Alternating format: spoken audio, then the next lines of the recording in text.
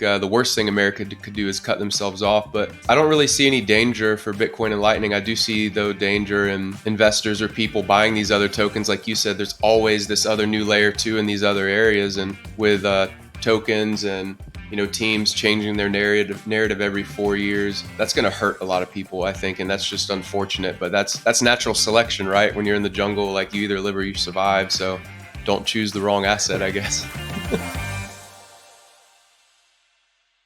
Thanks for coming to our show. Can you present yourself briefly to our audience? Yeah, my name is Bobby Shell. I work at Voltage. We're a Bitcoin and Lightning infrastructure provider, and been working in Bitcoin now for almost 3 years. Discovered Bitcoin in 2017, and after working in sales and marketing for about 20 years or so, I had to make the leap into Bitcoin. It's one of those things, once you do learn about it and the impact it's having, on money, but broadly society, it's hard to not jump into the industry. So here we are today, and I'm excited to talk more about Bitcoin adoption and how we're helping businesses leverage the Lightning Network and deploying Bitcoin payments into their solutions. Okay, 2017 till today, you must have had like a very rocky path building on Bitcoin and following the ecosystem with the ups and downs that we have seen since. How did you manage to survive it? Yeah, I remember back in 2013, a buddy was like, "Hey, you should buy this $600 computer to mine Bitcoin." And I'm in just out of college, paying down some debt, and I'm like, "Oh, a $600 computer, that's really expensive, right? Like, I can't afford that right now." And looking back, it's like that would have been such a great idea. But yeah, in 2017, some friends told me about Ethereum, IOTA, XRP, all these tokens under the sun, and you begin investing in them, and you watch your money go 10 to 20, 50x. And all the while I was holding Bitcoin. But Bitcoin, like, for a lot of folks, it comes across as boring. It doesn't have all these like bells and whistles. And then after seeing your money catapult and then crash, you're left thinking, what now? And around that time, I was getting a little more active on Twitter, and I just remember people talking about why Bitcoin is the only innovation and the staying power of Bitcoin. And I just started learning. It was challenging, definitely, seeing your wealth go up and come down. But then I learned about what made Bitcoin unique: the supply cap of 21 million, the difficulty adjustment and mining, and the issuance schedule. Having a currency that's deflationary and not like rapidly inflationary in perpetuity, and that just changed my mindset. And when I began to understand that, it allowed the volatility to be mentally dampened. You brought up like the volatility of 17 to now. There's been a lot of ups and downs in price, but the thing that has been, I think, uh, very impactful is just like the story of what's been built before Bitcoin, and how Bitcoin has brought a lot of these innovations and technologies together into the best form of money that we're now today so lucky to be a part of the industry of. Yeah, I actually, as a financial investor, it's a kind of unique asset class because usually when in finance in general, when you invest in financial assets and volatility occurs, the business or the underlying assets future is jeopardized. So there's a company doing a profit warning, it can go bust, and it's a kind of self-fulfilling scenario. Like the more volatility, the higher, the quicker it goes to zero. And with Bitcoin, I do agree with you that once you have understood the innovation and the technology and the value proposition, the volatility is not as impactful to your conviction as it is in any other financial assets. Yeah, and the one good thing about Bitcoin, that's just been helpful for me, I guess, is the amount of education that's out there. And I think a lot of people have said this, and it's not new, but we've never seen an asset become financialized from zero, or a new form of money just emerge in our lifetime, even like the last few hundred years. And to witness that and see it is pretty cool. And then also to, like, Bitcoin just kind of pulls you into other subject matters that you might not have like known or discovered beforehand. And for those who are in finance, I'm sure they studied economics in school, but it's often Keynesian economics and not like I'm spacing on the word, but Austrian economics, and just by going down that rabbit hole, I've learned a lot about the function of money and the fact that something starts as a collectible in a sense, in a way. It becomes a store of value, and then it becomes a medium of exchange. And we're just now really starting to see Bitcoin become a medium of exchange, and kind of being humble enough to respect that process and understand it, and just accept the fact that we don't know this timeline. We can't just with a crystal ball define it. That makes it pretty exciting, and it creates a lot of opportunity for folks. Okay, before jumping to Voltage and your company's business model, I wanted to raise a question about what's next for you when it comes to Bitcoin, because there's medium of exchange, store of value. A lot of people talk about AI today, and this is like the trending topic. Do you see any application beyond just the money as a payment and the store of value as a savings technology?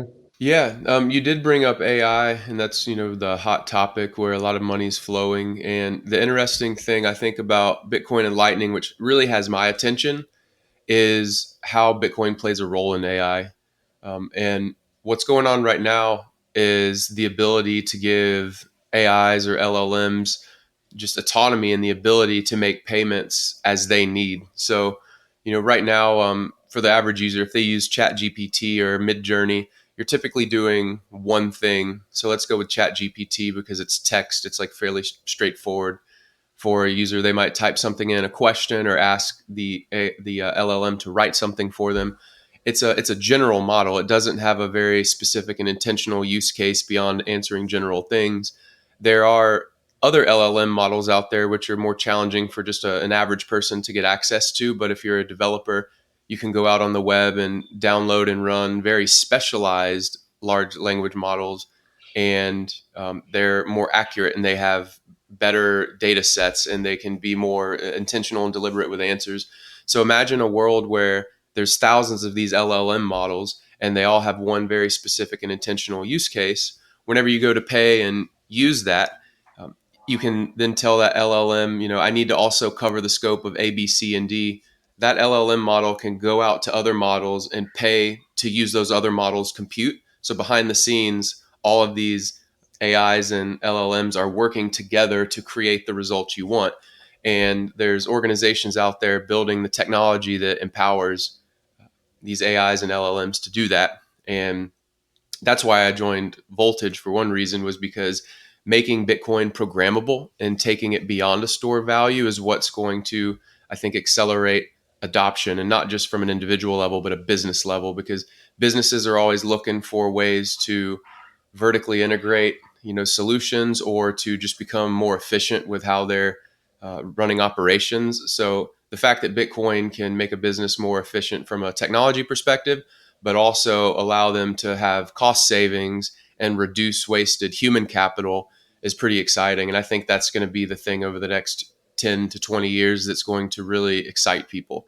Is there's a lot of benefits it can just bring businesses broadly, and giving AIs and LLMs the ability to be better at what they do and move at the speed of light and move at the speed of information is pretty exciting. Okay, it's a bit too theoretical. What could be like a practical example of programmable money that we can see in the future with LLMs doing all this? Can you have like, how do you see it? Do you have like an example in mind? Because I see it theoretically, but then practically, what's gonna change? Like, can you imagine like a drop shipping LLM where they would go and source their products and pay with Bitcoin and then post it on a website? And what would be like the most immediate example of what you're describing as programmable money?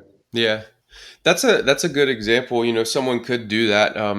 Have an AI go out and find the lowest cost of like 10,000 SKUs and say, "Hey, go shop these SKUs on the internet, find the lowest cost, and then go see where we can sell it for an arbitrage opportunity."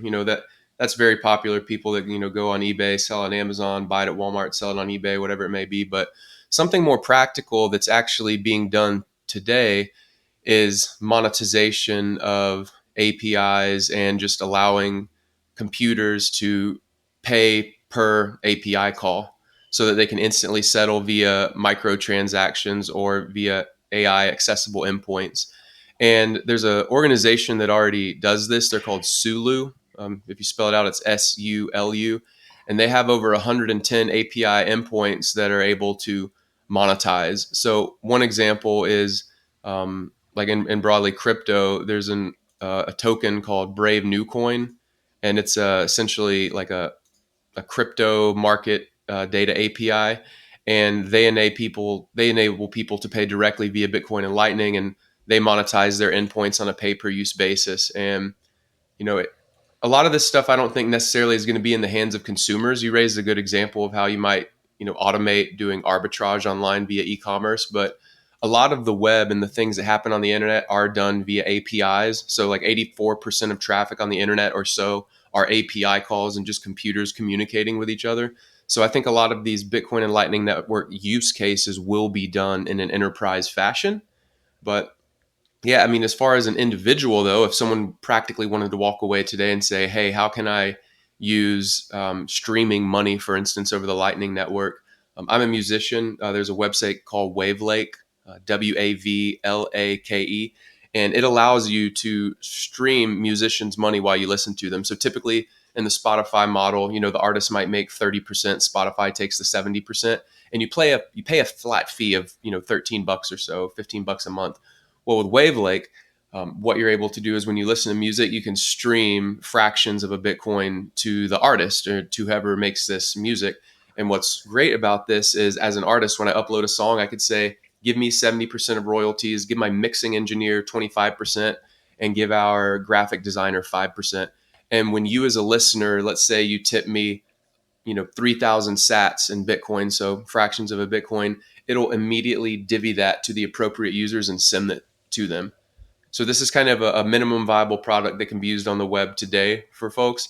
But you can imagine that being applied to royalties, or even, whenever a contract is executed, it just flows the money where it needs to because it's programmable. So upon a transaction being paid, you can tell it, how and when to send money, which creates a lot of cost efficiency. Okay, wow, interesting. Can you tell us a little bit about your company? What does Cloud Voltage do? Yeah, so Voltage, we're a Bitcoin development platform ultimately. So businesses that want to deploy Bitcoin or its layer two, the Lightning Network payments, into their product or service, we give them enterprise infrastructure to do so. So you can think of it like AWS or Google Cloud, how folks have infrastructure for their cloud, whatever they're doing in the cloud. We do the same thing, but for Bitcoin to make it really easy.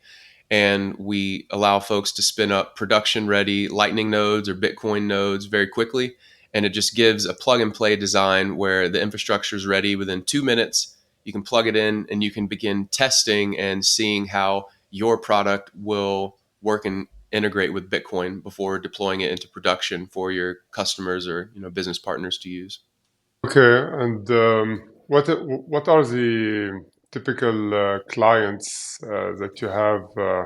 Because if a business wants to get accept payments in Bitcoin, he just needs a Bitcoin wallet. So why would an enterprise run a node? And well, what would be your target business audience?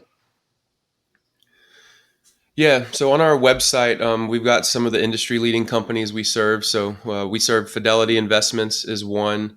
Another company is called a Custodia Bank. They are a crypto and Bitcoin focused bank.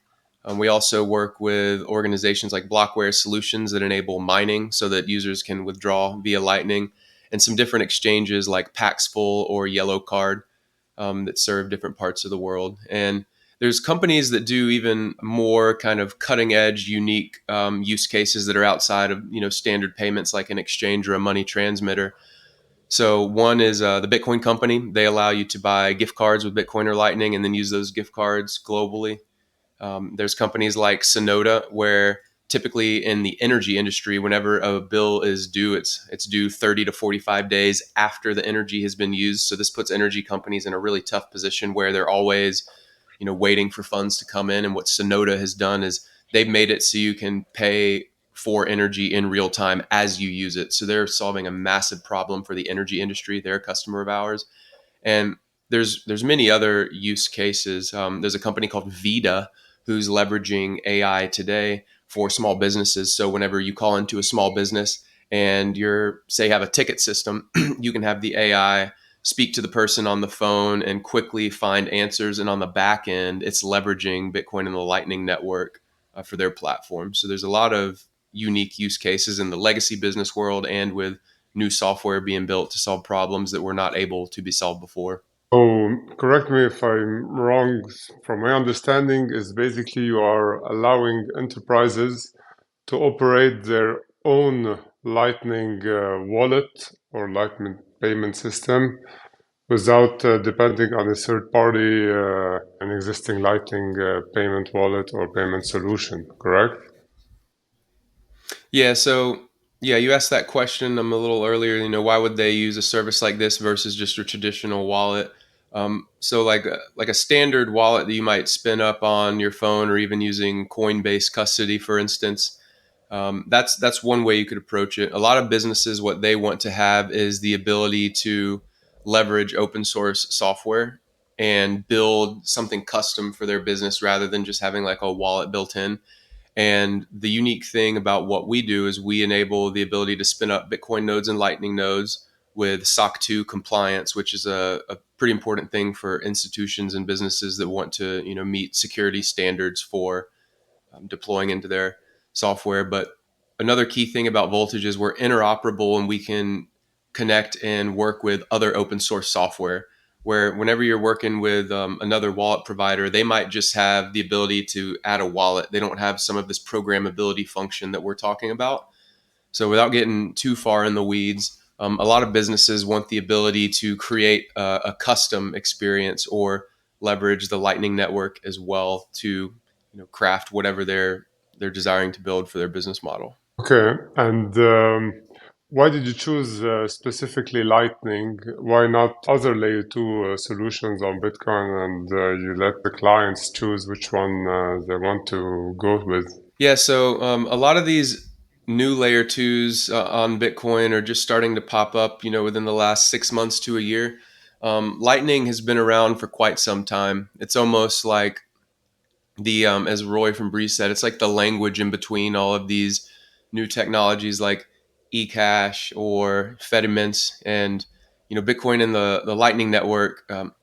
Lightning is a peer-to-peer technology, and whenever you do use Bitcoin and open a Lightning channel, you're within a multi-signature contract with the other party. You're not having to, you know, issue Bitcoin and get this other token, and you're losing custodianship. It's really the highest quality, most trusted, most reliable, most robust layer two there is. There are a lot of other layer twos out there that people are building for, but where we see the puck going and where there's adoption is Bitcoin and then the Lightning Network.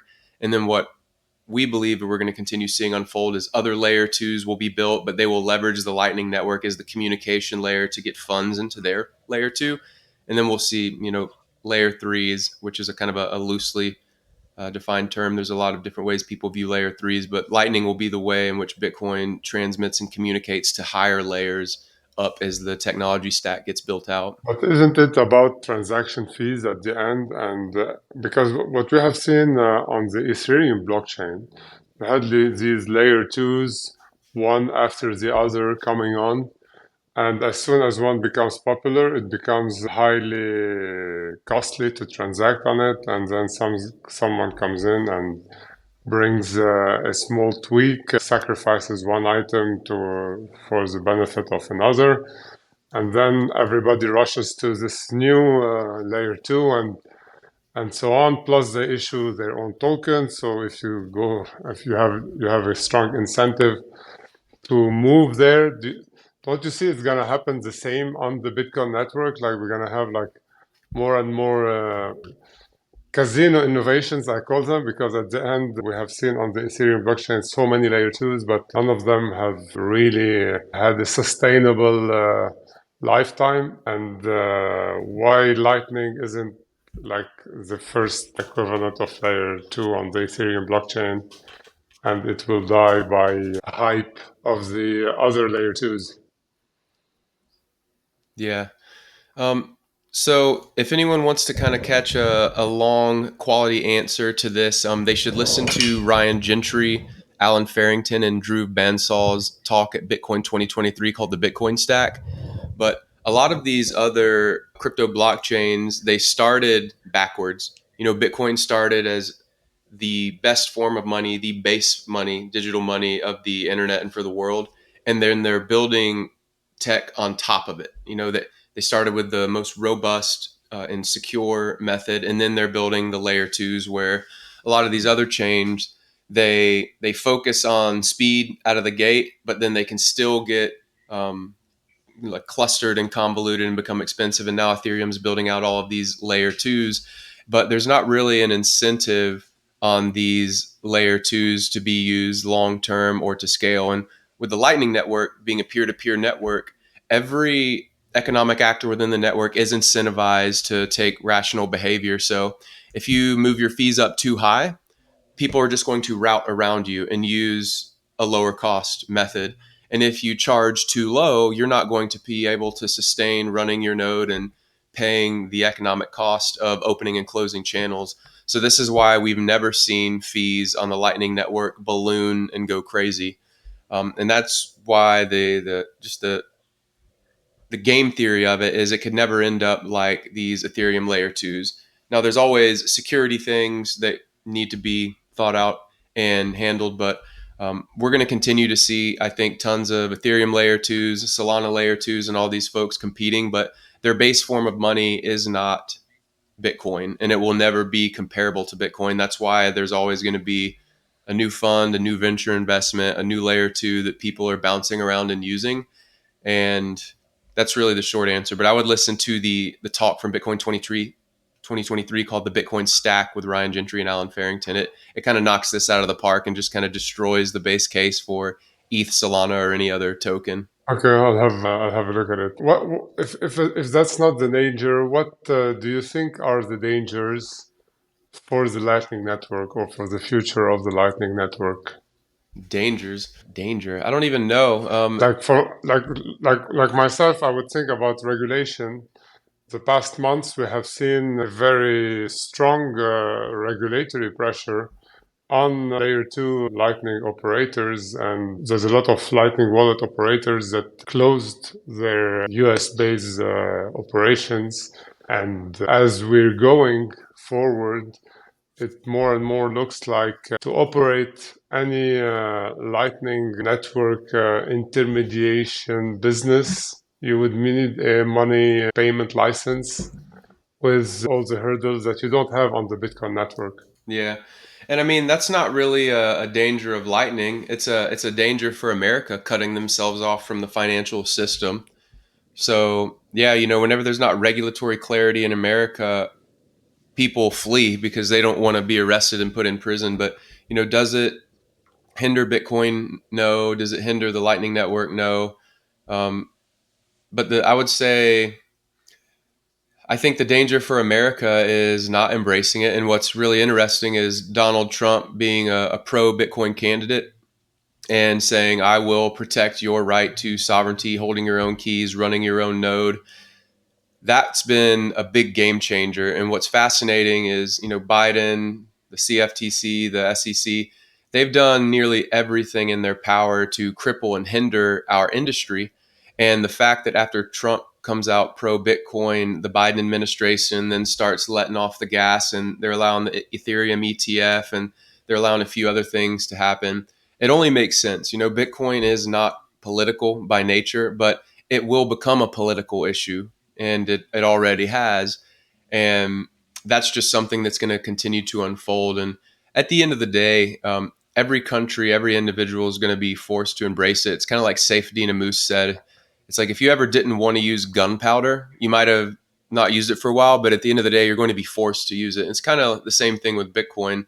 There's going to be all these tokens and distractions and regulatory uncertainty, but there always will become a day of reckoning where there will be regulatory clarity. There will be the necessary need. You'll have to adopt it. You know, like it's just it's unfolding, but it's a lot to take in. And I think the worst thing America could do is cut themselves off. But um, I don't really see any danger for Bitcoin and Lightning. I do see though danger in investors or people buying these other tokens. Like you said, there's always this other new layer two in these other areas, and with tokens and teams changing their narrative every 4 years, that's gonna hurt a lot of people, I think, and that's just unfortunate. But that's natural selection, right? When you're in the jungle, like you either live or you survive. So don't choose the wrong asset, I guess. Yeah, but the thing is that it is an asset that is self-fulfilling. Meaning that the community decides if it has value. So it's us humans that decide if it's Bitcoin or if it's Ethereum or if it's anything else. And whatever like theory you can come up with to make Bitcoin the leading crypto or the leading digital asset, you are still reliant on the consensus of people around you and their natural behavior in their selection process towards financial assets. And these same individuals have like a 10-20% part of their brain that is casino playing. And that's why we have Vegas. That's why we have like the lottery and so many other inefficient business models, because there's this dream of doing 100x, 200x, etc. And the way I see it is they're gonna always be parallel to Bitcoin, some noise going around and some other alternatives, each time with a different branding and a different, and that will come and dig into this 20% of your brain that is always looking for 100x, don't you think? Yeah, I mean, man is naturally sinful. I read the book Psychology of Money by Morgan Housel, and he just talks about why people are motivated to gamble away. It's a sad economic reality, but most folks can't afford a $400 bill. So rather than working harder and saving in a better form of money, they will gamble. But at the same time, the lion in the jungle doesn't slow down and wrestle every small animal. And I don't think it's necessarily worth our energy to be honed in on like the 80% of people who are lost and make bad decisions. I think winners want to be around winners, and you can't turn a C player often into an A player, but if you can get around the right people who have an open mind and understand what's going on and are kind of deep critical thinkers, um, it's clear where stuff's going. And one big thing, like I've heard a lot of folks bring up the fact that, once you have like 10% of a nation or a community like bought in on something, it's kind of fulfilling. Like Corey Clipston brought up kosher food. I think 4% of people like demand kosher food and want it, but that's enough, statistically significant enough where now food is labeled kosher if it is because people need it. So it's almost like hitting that 5 to 10% amount. It almost makes it not guaranteed inevitable, right? That'd be a little ignorant to say, but it's enough to where this is standard, this is accepted.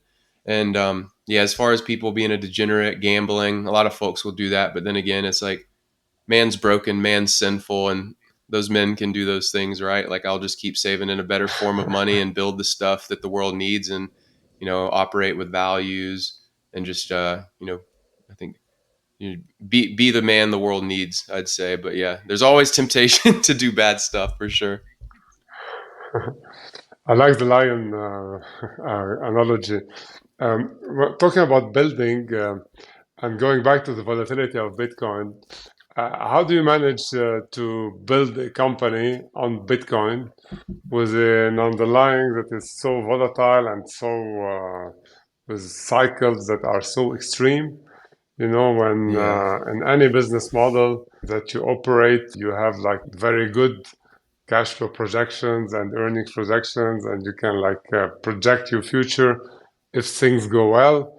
With Bitcoin, since the asset can go to 1 million by the end of the year or drop to 10K, it's very hard to project your future income. So, how does a Bitcoin focused company operate differently from traditional companies, I would say? Yeah, that's a really good question because there's two things. How do we operate internally, and how do we handle the reality with external prospects and stakeholders? I'll address the external stuff first. There are a lot of these casinos, like you brought up. Like, how does the nature of man stop gambling? I don't think they will, right? Like FTX was a big thing. There's all these platforms that rehypothecate and like do nefarious things with money and lend it out, and I think that's going to continue happen. We're already seeing that slowly happen and happen again. That creates some headwinds, I think, because whenever the price is volatile and there's a lot of stuff going wrong, it detracts people from wanting to take our industry seriously.